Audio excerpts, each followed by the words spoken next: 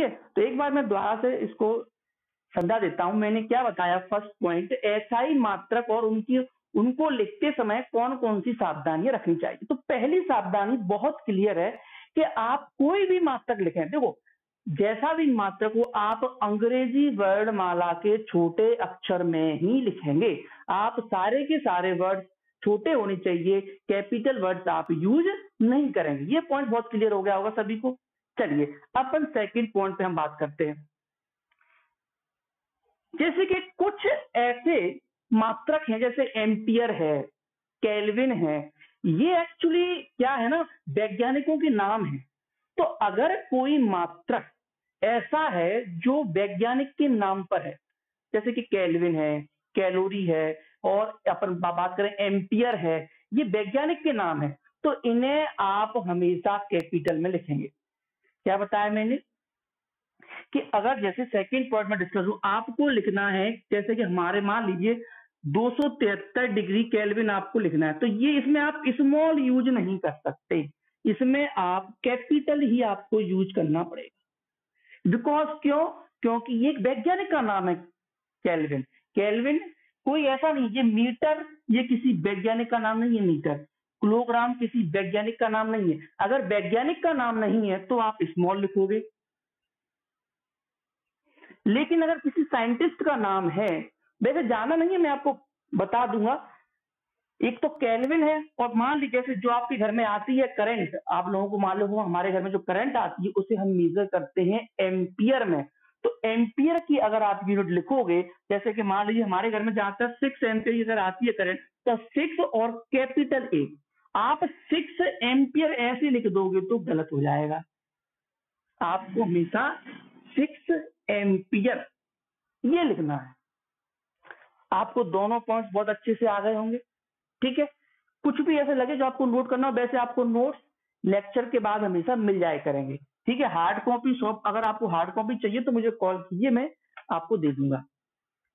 चलिए अगला पॉइंट है, आप क्या है संकेतों को, जो कुछ लोग कैसे होते हैं, मैंने मतलब मेरे भी दोस्त वगैरह हैं, काफी है, मतलब बड़े बड़े मतलब एजुकेटेड लोग हैं, वो भी मतलब ऐसे बोलने में भी एस लगा देते हैं। मतलब हर जगह कोई भी जैसे इंग्लिश ज्यादा बोलनी होती है अच्छे से तो एस लगाते फिरते हैं हर चीज के अंदर, लेकिन यहाँ ऐसी गलती मत करना, यहाँ ऐसी गलती मत करना। अंग्रेजी वर्णमाला में कभी भी अगर आपको मात्रक लिखने हैं तो हमेशा एक वचन में लिखने हैं, बहुवचन में नहीं लिखने। जैसे कि हमको लिखना है 10 मीटर, तो आप ये सही है, अगर आप इसको 10 मीटर्स कर दोगे तो गलत है। केवल एक वचन में 10 केजी, आप इसको ऐसा कर दोगे 10 केजीज। कुछ लोग ऐसा होता है, मैंने देखा है बहुत से लोग, केजीज तो मैंने काफी स्टूडेंटों को देखा है, बहुत सारे किलो यानी कि 10 केजीज नहीं 10 केजी, बहुत सारे। मात्रक कभी भी बहुवचन नहीं होते, ये हमेशा एक वचन ही रहेंगे। ये आपका तीसरा पॉइंट है। तीसरा पॉइंट क्या बताया मैंने कि सभी मात्रक कैसे होंगे, एक वचन में, बहुवचन लिखना गलत है, ये चीज गलत है, ये चीज सही है, ठीक है। अब मान लीजिए, चलो अपन इस पे आते हैं, फोर्थ पॉइंट में डिस्कस करो, लास्ट पॉइंट।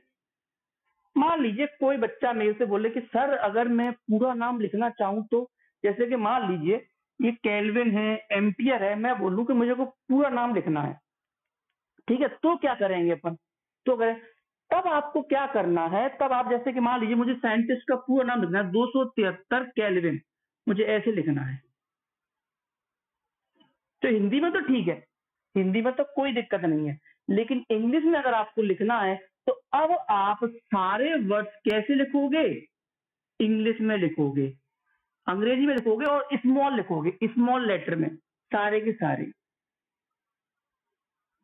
ठीक है, सारे के सारे। अगर आपको साइंटिस्ट का नाम पूरा लिखना है, किसी की इच्छा हुई कि मैं इसे शॉर्ट फॉर्म में मैं नहीं लिख रहा कि ये करके, मुझे नहीं लिखने, मेरे को तो सारे के सारा पूरा नाम लिखना है साइंटिस्ट का, तब आप स्मॉल लेटर यूज करोगे, ठीक है। जैसे मान लीजिए एम्पियर है, मुझे एम्पियर लिखना है 6 एम्पियर, तो एक बच्चा लिखता है ऐसा 6 एम्पियर, तो कोई बोलेगा सर नहीं मैं साइंटिस्ट का नाम पूरा लिखना चाहता हूँ, लिख सकते हैं, कोई दिक्कत की बात नहीं है, लेकिन फिर आप इसमें स्मॉल यूज करोगे।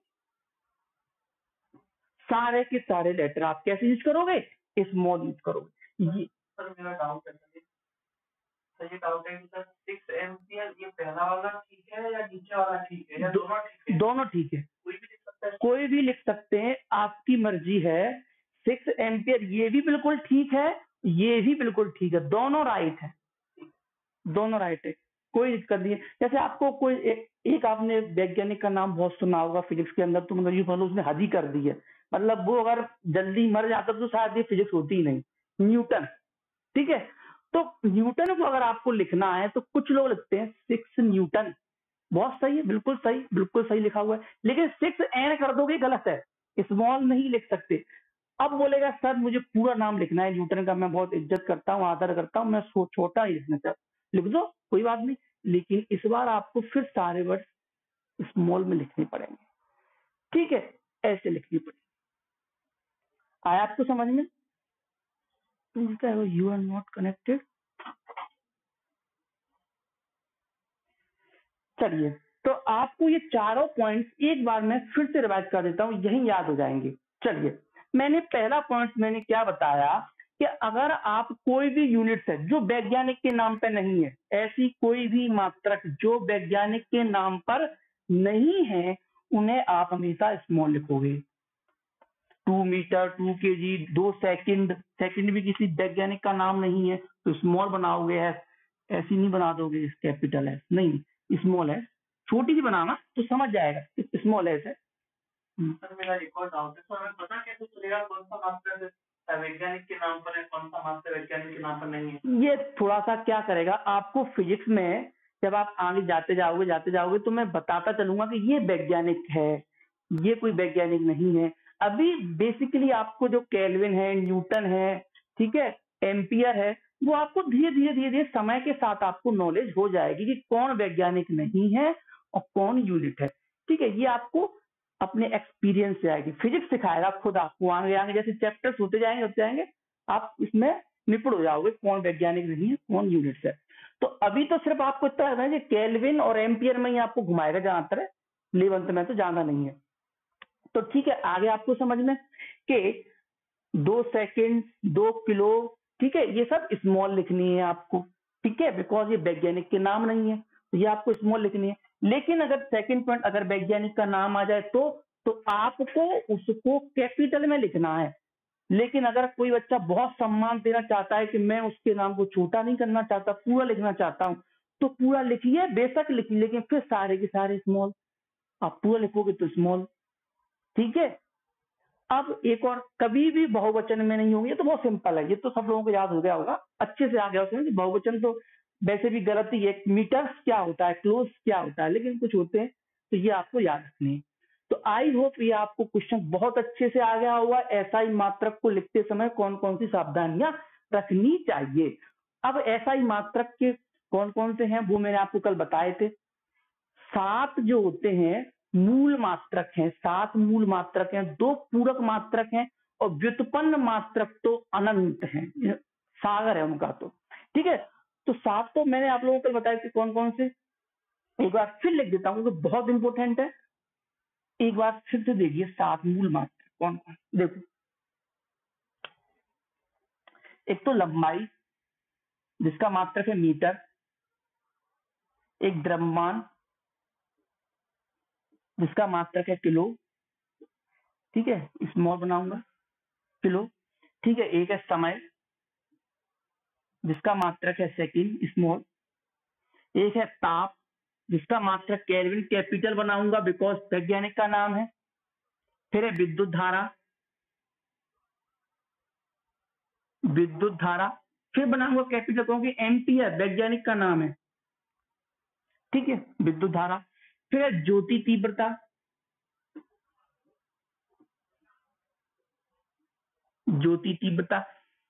ये इसे मैं CD कैडेला, सब स्मॉल रहते हैं इसके अंदर क्योंकि ज्योति तीव्रता ये कोई वैज्ञानिक का नाम नहीं है, ठीक है। कैडेला होती, कितने हुए अपने, 1 2 3 4 5 6, एक और रह गया अपना, हाँ, पदार्थ की मात्रा, पदार्थ की मात्रा, ये क्या होती है? मोल। ये भी स्मॉल बनेंगे क्योंकि वैज्ञानिक का नाम नहीं है कोई मोल। आगे आपको समझ में, ये अपने सात अपने मूल मात्रक है। बिकॉज सारे के सारे जो भी मात्रक बनेंगे आपकी फिजिक्स में, वो इन्हीं को घुमा फिरा के बनेंगे। जैसे कि एक एग्जांपल लेते हैं, जैसे कि आप लोगों को चाल के बारे में पता होगा। चाल बराबर क्या होती है? दूरी बटे समय। चाल का सूत्र इतना तो मालूम होगा, दूरी बटे समय। अब दूरी को अपन किसमें करते हैं? दूरी क्या हो गई? एक तरह की लंबाई हो गई। दूरी यानी कि लंबाई एक तरह की, मेजर करेंगे अपन मीटर में, तो इसका अपन ने लिख दिया एम। ठीक है। अच्छा, समय, समय यानी कि आप सेकंड में करोगे मेजर, सेकंड में कर लेंगे।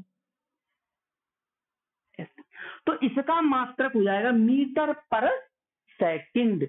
मीटर पर सेकंड इसका मात्रक हो गया। लेकिन ये कि व्युत्पन्न मात्रक है। व्युत्पन्न क्यों? क्योंकि देखो इससे उत्पन्न हुआ है, मूल मात्रकों से बना है। ये भी ऊपर वाला भी मूल मात्रक है, नीचे वाला भी मूल मात्रक है।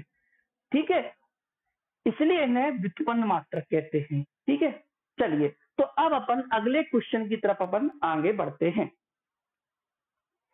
अगला प्रश्न है, एसआई पद्धति के लाभ कौन कौन से हैं? अब एसआई पद्धति इतनी इंपोर्टेंट है ना, बहुत ज्यादा इंपोर्टेंट है एसआई पद्धति, बिकॉज ये इंटरनेशनल है। आगे फिजिक्स में यही चलेगी, सबसे ज्यादा एसआई यूनिट। चल, तो इसके लाभ अपन को कौन कौन से होते हैं एसआई यूनिट्स के?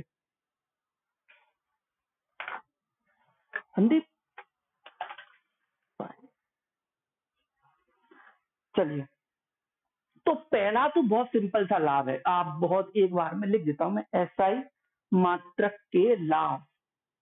नहीं, आपको सारे याद हो जाएंगे, बहुत सिंपल सिंपल से लाभ है एसआई मात्रक के लाभ। कुछ भी आपको अगर पूछना हो तो अपना माइक म्यूट करके पूछ सकते हो, मुझे सुनाई देगा सब कुछ। ठीक है, चलिए, तो इसका पहला लाभ है एसआई मात्रक का, कि पहला तो बहुत सिंपल है कि ये अंतरराष्ट्रीय स्तर पर सर्वमान्य है, मतलब सभी जगह मान्य है।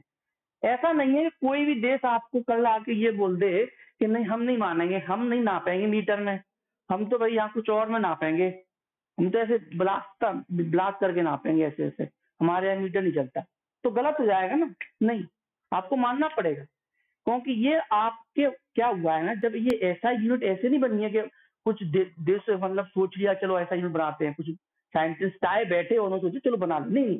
हर देश के सिग्नेचर होते हैं, तब वो सभी जगह मान्य होता है, तब वो पद्धति बनती है अंतरराष्ट्रीय। जब तक वो हर एक देश उस पर साइन नहीं कर देगा, वो पद्धति अंतरराष्ट्रीय नहीं बन सकती। ठीक है, तो हर एक देश ने उस पर साइन किए हैं, तो इस वजह से ये एसआई मात्रक क्या बन गया? अंतरराष्ट्रीय, सर्वमान्य है। ये सभी जगह अंतरराष्ट्रीय स्तर पर सर्वमान्य, सभी जगह मान्य है, सर्वमान्य। चलिए दूसरे की हम लोग बात करते हैं। हाँ, इस पद्धति में क्या है, तो बहुत आसानी है। एक मिनट,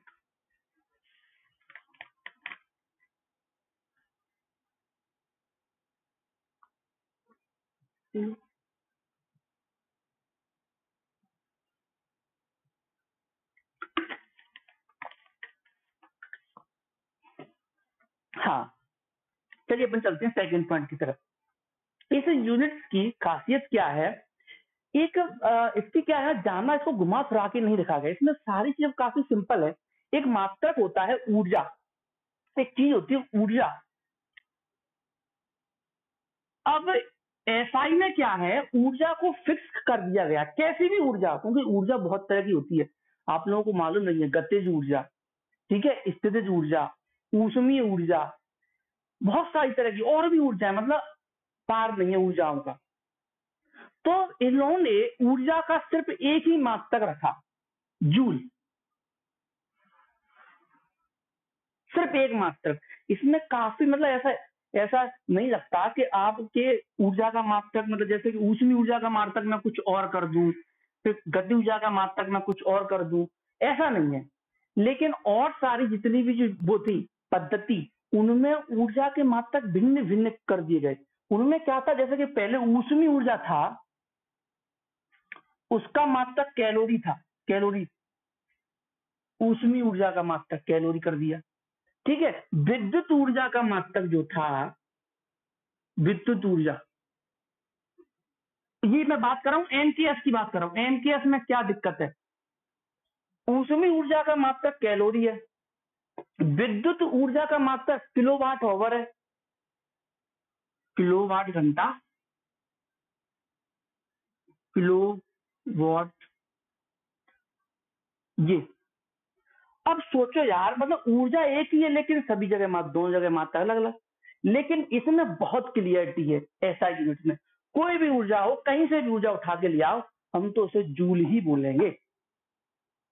तो इस तरह से ये पद्धति जो है बहुत आसान कर दी गई है और पद्धतियों के मुकाबले। ठीक है। अच्छा, एक चीज मैं फिजिक्स के लिए मैं बता दूं, बहुत आपको आगे क्या मतलब बहुत जगह काम आएगी फिजिक्स में, मतलब आपको डेफिनेशन वगैरह समझने में थोड़ी इजी हो जाएगा। क्या, जैसे कि आप लोग हमेशा कार्य, ऊर्जा और ऊष्मा ये एक ही है। फिजिक्स में आप ये मान के चलना, कार्य, कोई आपने कार्य किया, ऊर्जा, कोई ऊर्जा निकली कहीं से भी, ऊष्मा, हीट, इंग्लिश में बोलते हैं हीट, ऊष्मा, ये तीनों चीजें एक ही हैं। इनमें बस थोड़ा थोड़ा सा माइनर सा अंतर है। लेकिन अभी अगर आपको फिजिक्स को थोड़ा आसान बनाना है अपने दिमाग में, तो ये समझ लेना कि ये तीनों चीजें एक ही है। और देखो अच्छी बात है ये है कि इन तीनों के एसआई यूनिट में मात्रक भी एक ही है, जूल। इन तीनों के मात्रक भी एक ही है, मतलब। लेकिन अगर आप देखोगे एमकेएस में, इन तीनों के अलग अलग मात्रक निकल के आते हैं। लेकिन एसआई में, क्योंकि उन्हें पता था, एसआई में चीजों को आसान रखा गया, बहुत सिंपल, क्योंकि सबको पता था कार्य, ऊर्जा, ऊष्मा ज्यादा अंतर नहीं, एक ही है। थोड़ा थोड़ा माइनर माइनर अंतर वो कभी डिस्कस करेंगे। तो इन्होंने सबका मात्रक एक ही कर दिया, जूल। ठीक है। तो इस वजह से जो एसआई यूनिट्स होती, उसमें बहुत आसानी होती है चीजों को समझने में। ठीक है। ये था अपना सेकंड पॉइंट कि इन्हें इसे आसानी से समझा जा सकता है। ठीक है। इसमें ज्यादा कॉम्प्लिकेशन नहीं किया गया है। ठीक है। चलिए, अगला पॉइंट है, अगला तीसरा पॉइंट है, ये एक दार्शनिक पद्धति, हिंदी में बोलते हैं दार्शनिक पद्धति है ये, दार्शनिक। तो दार्शनिक पद्धति का क्या मतलब है? ऐसा ही जो पद्धति है जो है दार्शनिक पद्धति है। दार्शनिक का मतलब ये है कि अगर आप इसको जो है अपनी ही किसी और यूनिट में चेंज करें तो ये आसानी से 10 की घात में चेंज हो जाए। जैसे कि एग्जांपल लेते हैं, जैसे कि मुझे 1 किलो को मैं आसानी से 1000 ग्राम बोल सकता हूं, यानी कि इसको थोड़ा और सिंप्लीफाई करें तो 10 की घात 3 में। ये दार्शनिक पद्धति है। इसे अपनी ही किसी और छोटी यूनिट में 10 की घात के रूप में बदला जा सकता है। जैसे अगर मैं 1 मीटर को मैं 100 सेंटीमीटर बोल दिया, तो यानी कि इसको मैं लिख सकता हूं 1 मीटर यानी 10 की घात 2 सेंटीमीटर। यह एक दार्शनिक पद्धति है। दार्शनिक का मतलब होता है कि उसी की छोटे मात्रकों में 10 की घात के रूप में बदला जा सके। जैसे कि आप चलो, ये तो चलो आप लोगों को मालूम है, और भी बहुत सारी जगह, जैसे कि 1 न्यूटन बराबर 10 की घात 5 डायन होता है, उसी की छोटी में बदल गया। ये हमेशा 10 की 5 ऐसे नहीं आएगा। जैसे कि 1 जूल बराबर 10 की घात 7 अर्ग होता है। ये अभी आप लोगों को मालूम नहीं होगा, कोई बात नहीं, कोई बात नहीं, आगे जब आएगी फिजिक्स, जब न्यूटन पढ़ेंगे, कार्य पढ़ेंगे, तब आपको ये भी आ जाएगा। लेकिन मैं आपको बताना चाह रहा हूं कि एसआई पद्धति में क्या होता है, अगर आप उसकी छोटी यूनिट्स में चेंज करते हो तो हमेशा वो 10 की घात के रूप में ही चेंज होते हैं। इस वजह से ये और भी आसान हो गई उनके रूप में चेंज करना। ठीक है।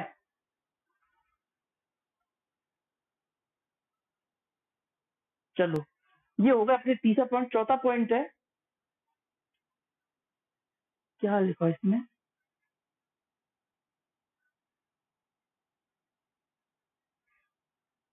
हाँ, ये तो सिंपल सा पॉइंट है, कुछ नहीं है। इसमें क्या होता है, चौथा पॉइंट है, बहुत सिंपल सा है सभी व्युत्पन्न राशि, व्युत्पन्न राशि मतलब क्या होती है, जो मूल राशियों से उत्पन्न हुई है उन्हें बोलते हैं व्युत्पन्न राशि। इन्हें सभी व्युत्पन्न राशियों को मूल राशियों के रूप में बदला जा सकता है। ये तो अपन हमेशा से बोल ही रहे थे।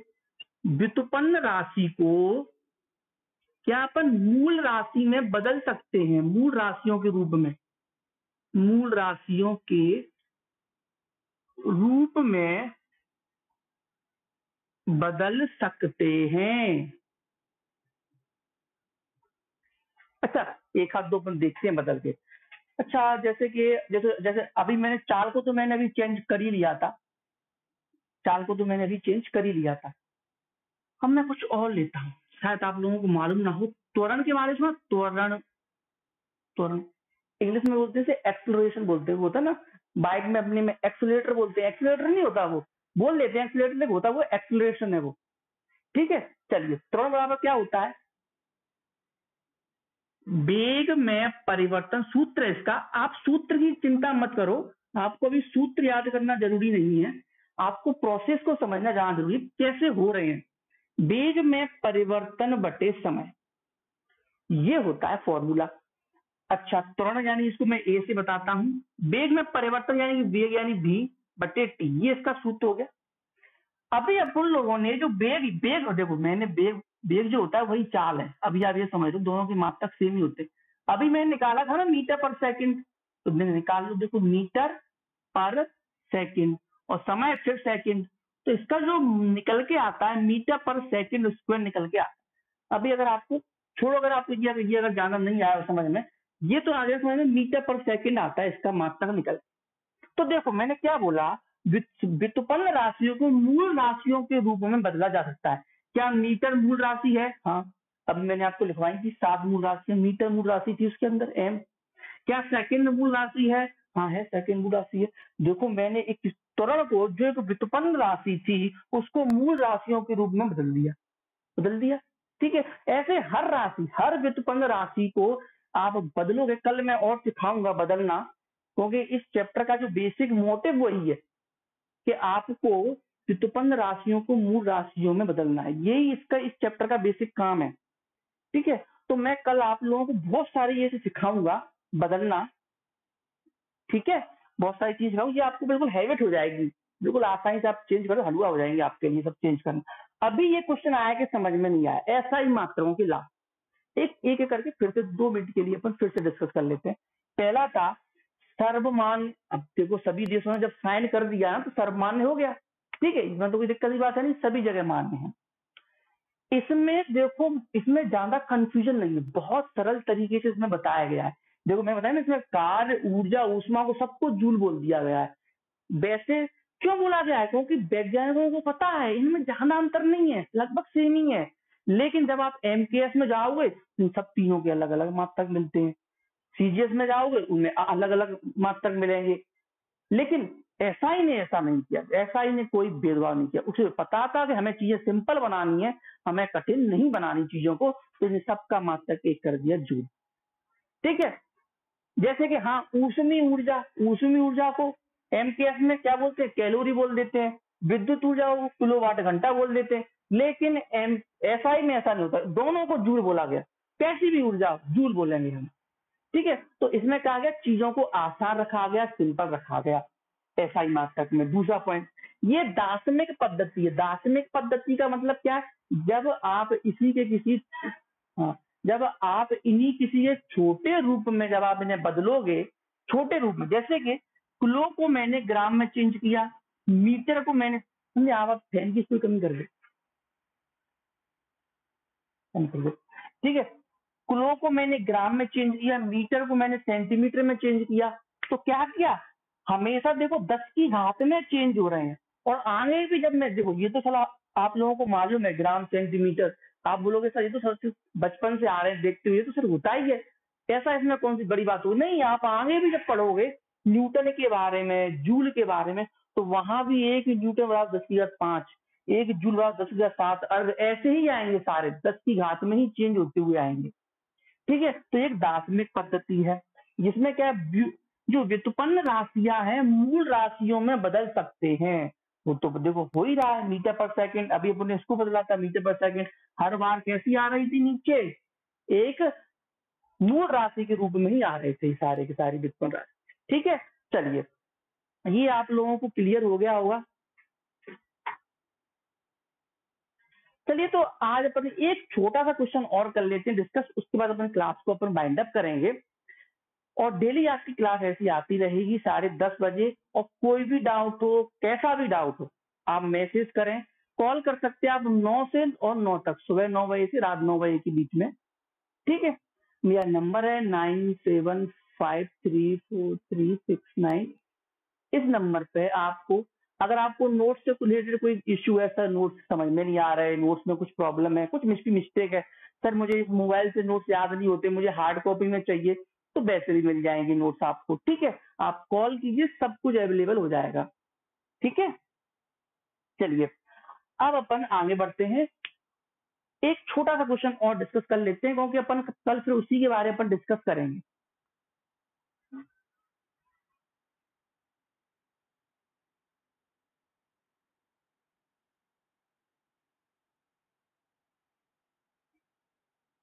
कोई भी चीज नहीं समझ में आ रही हो, अभी क्लास में पूछ लो, या फिर बाद में जब आप लिखते समय नोट बोर्ड देखें तब आए, अगर आपको दिक्कत तब कॉल करके पूछ सकते हो। चलो, या मैसेज भी कर सकते हो। चलिए अगला क्वेश्चन है, बीमाएं किसे कहते हैं? बीमाएं, ये भी बहुत इंपॉर्टेंट है। बीमाएं किसे कहते हैं? किसे कहते हैं? तो बहुत ही सिंपल सी इसकी डेफिनेशन है, व्युत्पन्न राशियों के, व्युत्पन्न राशि या मात्रकों के ऊपर जो घातें लगाई जाती है उन्हें ही अपन बीमा कहते हैं। नहीं सर घातें कैसे लगती हैं? देखो अभी लगा के दिखाते हैं अपन। घात यानी कि जैसे होती है 2 की घात, 3 की घात। और सिंपल सी डेफिनेशन है कि व्युत्पन्न राशि या मात्रक, कोई भी ले लो, राशि या मात्रक के ऊपर जो घातें लगाई जाती हैं उन्हें ही हम बीमा कहते हैं। अच्छा, जैसे एग्जाम्पल से और आपको क्लियर हो जाएगी। एक एग्जाम्पल देता हूँ, जैसे आप लोगों को पता होगा क्षेत्रफल।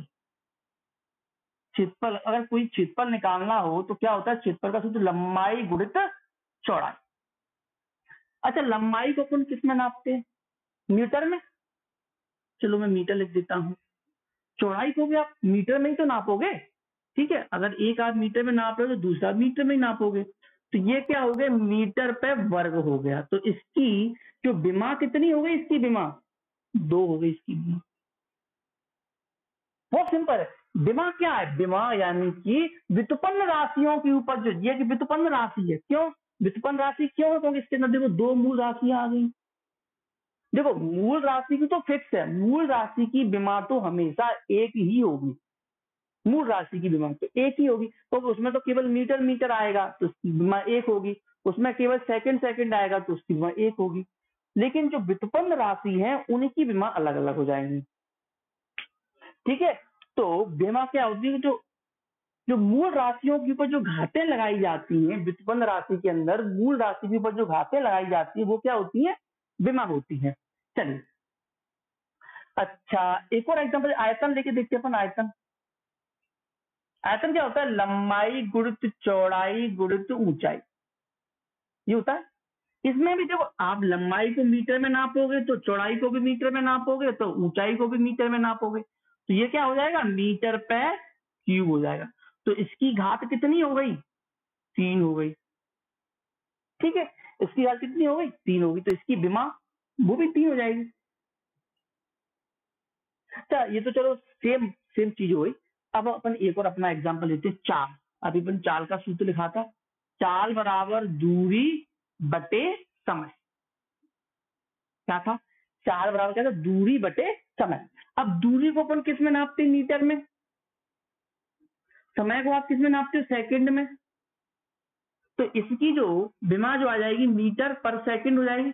इसको थोड़ा सा और अच्छे से लिखते हैं। और एक में, अगर मैं सेकंड को ऊपर ले जाऊंगा, अगर मैं सेकंड को ऊपर ले जाऊंगा, अभी इसकी घात कितनी है? 1 है। ऊपर ले जाते हैं, मैथ का नियम, जब घात ऊपर जाती है तो माइनस की हो जाती है। तो मीटर और सेकंड की, इसको ऐसे लिख देता हूँ, -1। मीटर सेकंड स्मॉल और -1। कभी मैंने सेकंड को एस लिख लिया, -1। अच्छा अच्छा, अब इसमें मीटर की आप इसमें लिखोगे विमा। विमा क्या है इसके अंदर? इसमें जो एम की विमा है वो 1 है और सेकंड की इसके अंदर जो विमा है वो -1 है। क्या है? इनमें आपको अलग अलग लिखना पड़ेगा। मीटर की कितनी 1 है, सेकंड की कितनी है -1 है। अभी हमने एक और निकाला था त्वरण। त्वरण उसका आया था मीटर पर सेकंड स्क्वायर। मीटर पर सेकंड स्क्वायर। तो उसको थोड़ा सा अगर मैं ऊपर ले जाऊंगा तो ये ऐसा हो जाएगा। तो इसमें आप लिखोगे विमा तो क्या हो जाएगी? मीटर की 1 हो जाएगी और सेकंड की कितनी हो जाएगी -2 हो जाएगी। तो ऐसे आप आसानी से आप विमा निकाल सकते। अभी अगर आपको ये सूत्र नहीं याद है कोई दिक्कत की बात नहीं, कोई दिक्कत नहीं। फिजिक्स जैसे जैसे आगे बढ़ती जाएगी सूत्र आपको याद हो जाएंगे, लेकिन ये आपको आगे के समझ में दिमाग कैसे निकलती है। ठीक है, और भी अपन कल इसके अपन और एग्जाम्पल लेंगे। ठीक है, और अपन इसमें कल अपन विमी सूत्र पढ़ेंगे जो बहुत इंपॉर्टेंट है। विमी सूत्र कैसे निकालते हैं, कल की क्लास आप जरूर अटेंड करें, भूले ना। डेली आती रहेगी क्लास आपकी। ठीक है, चलिए। हाँ बोलो, आवाज कम आ रही है?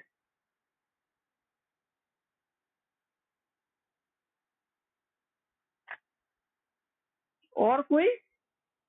क्या क्या बोलो, मेरी आवाज साफ आ रही है क्या?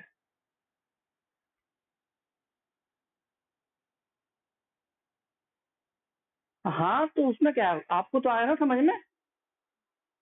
ठीक है, क्या? हाँ फिर अच्छी बात है, अगर आपको आ रहा है समझ में और कोई भी डाउट है तो आप मुझसे मतलब कॉल करके या व्हाट्सएप तक पूछ सकते हो, कुछ भी समस्या आ रही है तो। ठीक है, तो मैं नोट्स में इसके बाद सेंड कर दूंगा। अगर आपको ऐसा लगे कि सर हमको मोबाइल में नोट्स में दिक्कत आ रही है तो मैं फोटोकॉपी करा के भी आप ले सकते हैं नोट्स वगैरह। ठीक है, जैसे ही अगर हो जाएगा थोड़ा सा चैप्टर तो मैं फोटोकॉपी करके भी दे दूंगा नोट्स। ठीक है, चलिए तो अपन फिर कल मिलते हैं। ठीक है, आप इसको थोड़ा सा देखिएगा और नोट्स में अभी इसके बाद अपलोड कर देता हूँ। चलिए।